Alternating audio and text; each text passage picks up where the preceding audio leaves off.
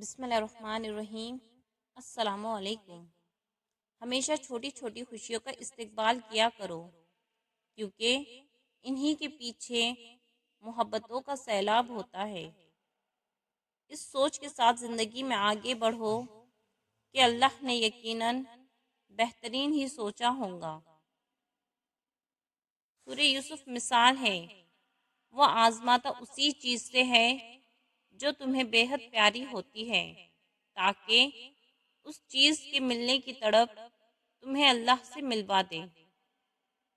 شفا بن جاتے ہیں وہ آنسو جو تاک راتوں میں بہائے جاتے ہیں۔ کن کہتا ہے اللہ اور ایک پل میں مقدر بدل جاتے ہیں۔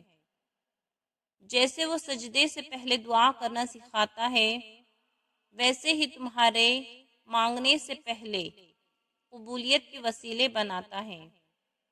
نہ کر نصیب سے اتنے گلے اے انسان، جب اللہ راضی ہوتا ہے تو ہر چیز مل جاتی ہے۔ قرآن پاک بار بار کہتا ہے، نہ امید نہ ہو، کمزور نہ پڑو، غمگین نہ ہو، بے شک اللہ ہر چیز پر قادر ہے۔ عورت کا چپ کر جانا اس کے زار و قطار رونے سے کہیں زیادہ پر اثر ہے، اور اپنا معاملہ اللہ کے سپرد کر کے مطمئن رہو، کیونکہ وہ تمہارے ناممکن کام پر بھی کن فرما دے گا۔ دلوں کے حال تم سے بہتر تمہارا اللہ جانتا ہے۔ تمہارے خاموش سجدے اور تمہاری انکہی باتیں خدا کے یہاں بہت خاص مقام رکھتی ہے۔ دعا کی قبولیت کی اس سے بہتر نشانی اور کیا ہو سکتی ہے کہ اللہ نے اب تک آپ کا دل دعاؤں میں لگایا ہوا ہے۔ سورہ یوسف ہمیں بتا رہی ہے کہ صبر کرنے والے لوگ خوبصورت اختتام پائیں گے۔ دنیا کی بہترین مصروفیت نبی صلی اللہ علیہ وسلم پر درود پاک بھیجنا ہے۔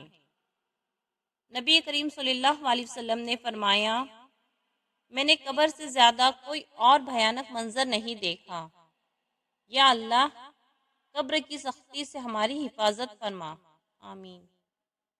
جو کسی کا برا نہیں چاہتے ان کے ساتھ کوئی برا نہیں کر سکتا، یہ اللہ کا وعدہ ہے۔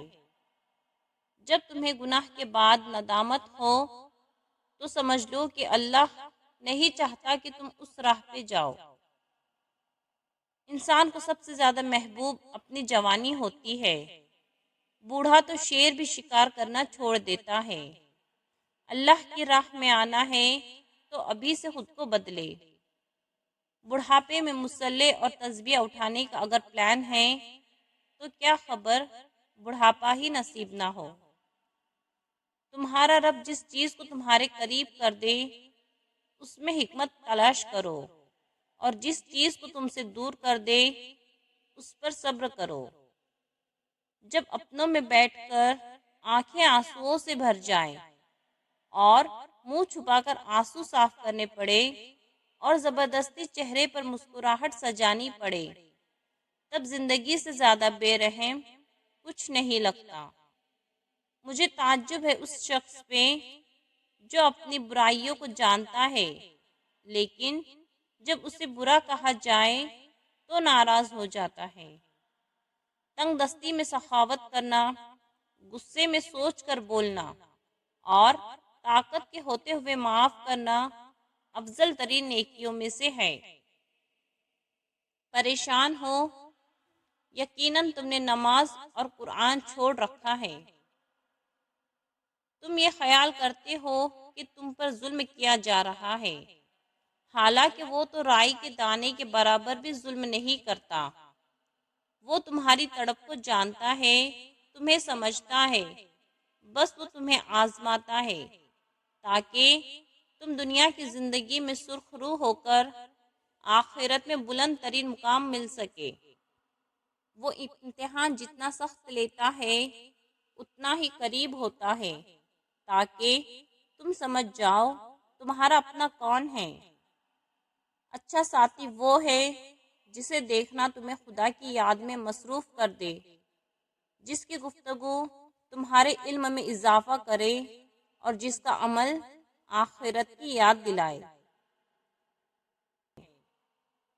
لوگوں کو کھونے سے نہ ڈرو، بلکہ ڈرو اس بات سے کہ کہیں تم لوگوں کو خوش کرتے کرتے خود کو نہ کھو دو۔ اللہ سے اپنا رشتہ اتنا مضبوط کرو کہ تمہیں کسی کے سہارے کی طلب ختم ہو جائے۔ زندگی میں کچھ چیزیں ہم سے چھین لی جاتی ہے، لیکن وہ دوبارہ کسی اور شکل میں آ کے ہم سے مل جاتی ہے، پر کچھ چیزیں کبھی نہیں آتی، کبھی نہیں ملتی۔ وہ اپنے ساتھ ہمارے وجود کا حصہ لے جاتی ہے اور پھر ان کے بغیر کچھ ادھورا رہتا ہے اور ادھورا ہی رہ جاتا ہے۔ اے لوگو، اپنے رب سے دعا مانگتے رہا کرو۔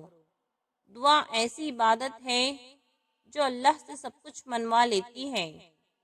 حضرت علی نے فرمایا، جب اللہ کسی کو پسند کرتا ہے تو اس کی پریشانیاں بڑھا دیتا ہے تاکہ اسے اپنے قریب کر سکے۔ اللہ تمہاری زبان کو مانگنے کی ہمت تب دیتا ہے جب وہ تمہاری دعاؤں پر راضی ہونا چاہتا ہے۔ جب کوئی نہ سمجھ رہا ہو تب خاموش ہو جانا بہتر ہے، کیونکہ بحث باتوں کو بگاڑ دیتی ہے۔ جو کہانی اللہ کے سپرد کر دی جاتی ہے، اس کہانی کا اختتام کبھی اداس نہیں ہوتا۔ بزرگ کہتے ہیں، فصل رنگ بدلے تو کاٹ دو، لوگ رنگ بدلے تو چھوڑ دو۔ تین لوگ جب آپ کے سامنے بات کر رہے ہو تو انہیں مت روکے، والدین، بچہ اور غم زدہ انسان، کیونکہ ان کا دل بول رہا ہوتا ہے۔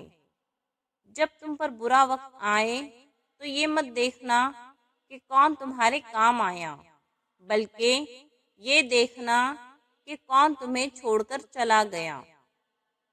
جب تمہیں لگے کہ تمہارا کوئی نہیں ہے تو آسمان کی طرف دیکھنا، وہاں وہ ہے جو ہمیشہ سے تمہارا تھا اور ہمیشہ رہے گا۔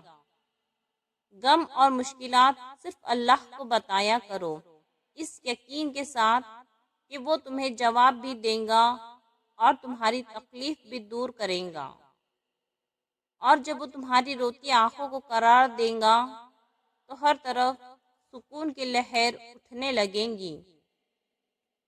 جب کوئی بھی تمہارا ساتھ نہیں دیتا تب اللہ تمہارا ساتھ دیتا ہے، اور اس سے بہتر کوئی ساتھی نہیں۔ کسی کو صفائی مت دو اپنی سچائی کی، تم سچے ہو، اللہ جانتا ہے، بس یہی کافی ہے۔ تمہاری تقدیر اتنی دفعہ بدلتی ہے جتنی دفعہ تم اللہ کے آگے ہاتھ پھیلاتے ہو۔ زیادہ سمجھدار اور زیادہ بے وقوف میں کوئی فرق نہیں ہوتا، کیونکہ یہ دونوں کسی کی نہیں سنتے۔ جب دوست اللہ کریم ہو، کتاب قرآن کریم ہو اور راستہ صراط مستقیم ہو تو گمراہ ہونا ناممکن ہے۔